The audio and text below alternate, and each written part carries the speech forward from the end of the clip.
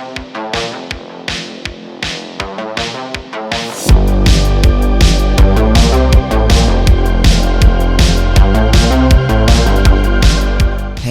and welcome to Diecast Restos, where not only am I restoring this Lesney Matchbox Mercedes 220 SE kindly donated to me by Tony, I'm also diving into airbrushing for the first time. Airbrush manufacturer GAAHLERI reached out asking if I'd be interested in trying out their kit. They sent me a great set, ideal for newbies like me to get me going.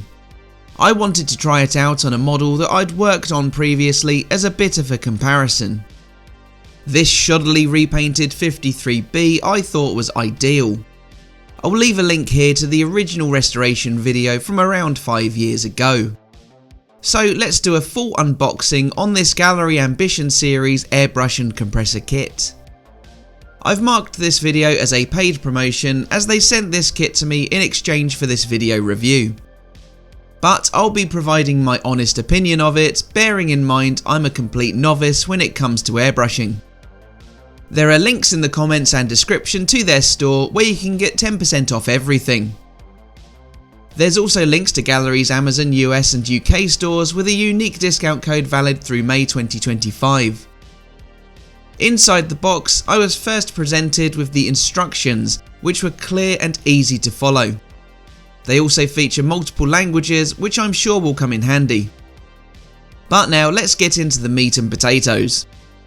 This is the mini compressor included in the kit. I didn't expect to receive such a sleek looking machine. I was expecting something a lot uglier. On the side are airline and power inputs, while on the base are 4 feet that cushion it and reduce vibration. Next it's the power cord. Mine is a UK kit, but they are also available in US or EU spec. I found this a little on the short side, around 1 meter or 3 feet 3 inches in length. This was my only real criticism of the kit, but one I'm sure can be easily rectified. I fed my thoughts back to GAAHLERI. I do like the sleek design of the airbrush itself. I'm no expert, so I can hardly comment technically on it. It has a very solid feel and a nice weight to it.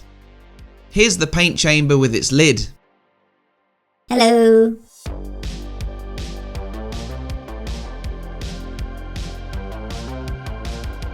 The kit also includes 2 hoops for the airbrush to stand in, which hook onto the edge of the compressor. Let's bring that back and clip them on.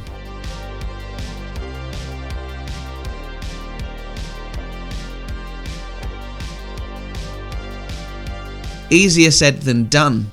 The second one shows how easy it should have been for a competent person unlike me. We've got to go beneath the tray to find our final key component, the airline. Okay, so let's get going. Remember, this is me doing this for the very first time, so please excuse any amateurish mistakes I make. Step 1. Add power. That little red light is promising. Then I connect the airline to the compressor and connect the other end to the airbrush.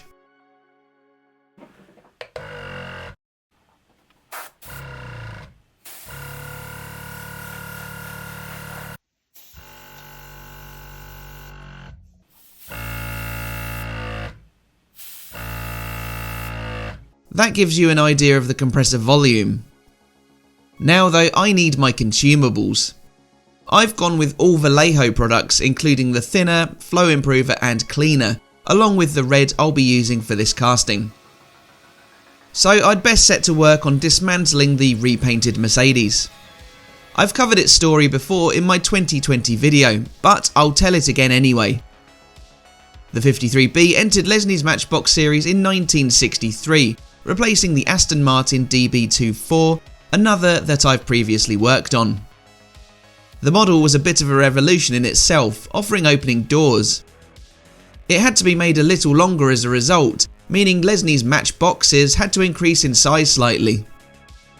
Early models were painted maroon, a colour I tried to replicate with Rattle cans in my previous attempt. These had silver trim applied to the grille, headlights and front and rear bumpers. All had cream interiors and black painted base plates.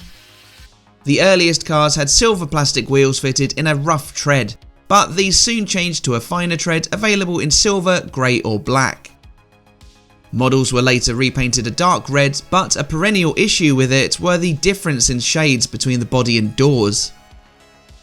The final editions of the model had the extra fine 36-notch black plastic wheels attached. During its life, it had a couple of variations made to the casting. One is a set of diagonal ridges set inside the front wheel wells, but the other was a more noticeable addition of a pat number on the base of the final iterations. Again, a model I've previously worked on replaced it in the series in 1968, the Ford Zodiac Mark VI. As for the car the casting is based on, I will refer you to yet another effort of mine. I worked on Lone Star's 220 SE back in 2022, which is based on a saloon rather than a Coupé W111. I cover the history of the saloon in that video, which I've just revisited writing this voiceover. I recommend you do the same after watching this. But now let's paint strip this model.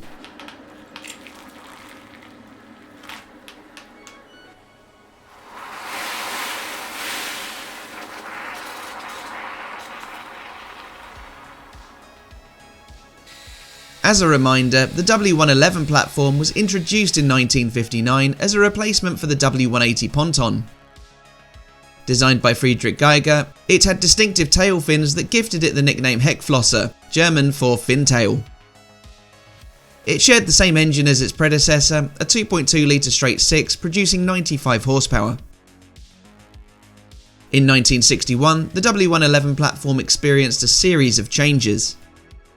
First, a car with redesigned headlamps and a downscaled 4-cylinder engine was designated the W110, while the W112 was another offspring of the platform, extended and more luxurious than its origin model. Also arriving that year were the Paul Bracq designed Coupé and Cabriolet models, which were almost entirely bereft of their once distinctive tail fins. The W111 sedan would remain in production until 1968, though its indirect replacement, the W108, had been introduced 3 years earlier. Coupe and cabriolet bodied cars were built up until 1971. Again, these had no direct replacement, with the R107 convertible and C107 Coupe SL its spiritual successor the same year. So here's the acid test. It's raw audio, but I did forget to set my spray booth fan going before recording.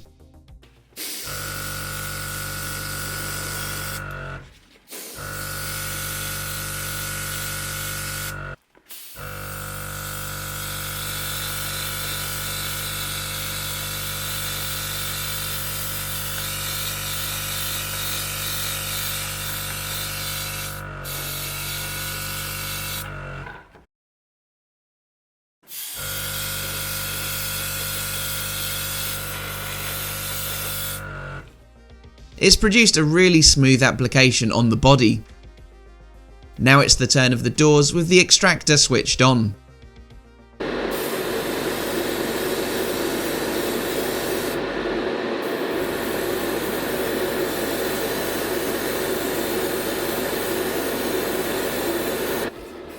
As you could tell there, you cannot hear the compressor at all with the extractor fan whirring, so that's a real plus.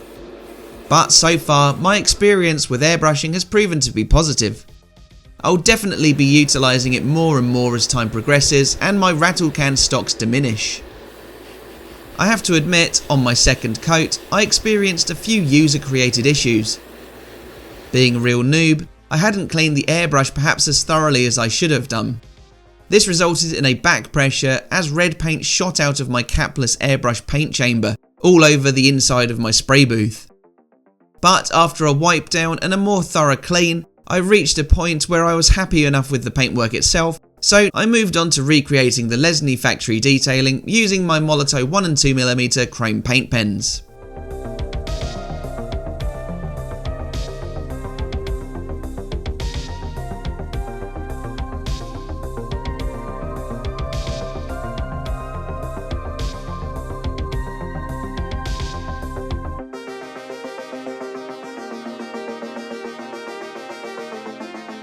Next, I reattach the wheels to the axles to the base, before topping up those axle ends with some chrome too. To give this model a glossy sheen, I top the body and doors off with a coat of Mr. Hobby Top Coat Gloss, my now go-to clear coat. It's brought that Vallejo red to life, even if it looks a little thick in places.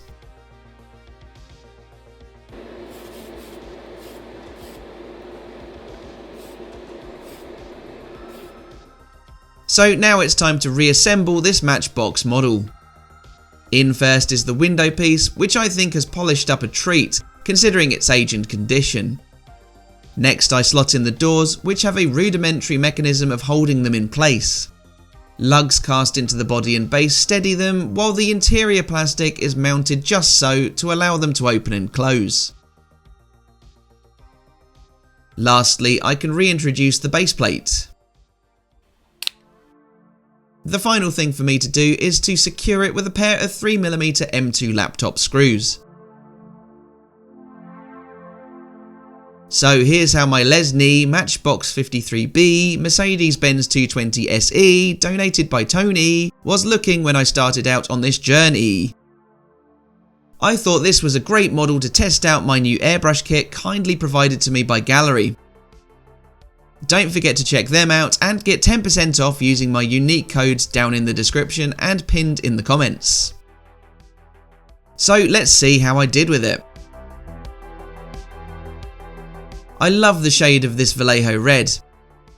I haven't even remotely begun to scratch the surface of colours and mixing now available to me.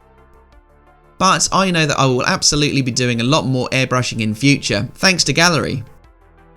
It was really good of them to reach out, noting I'd only ever used Rattle cans up until now, and asking if I wanted to give their kit a go.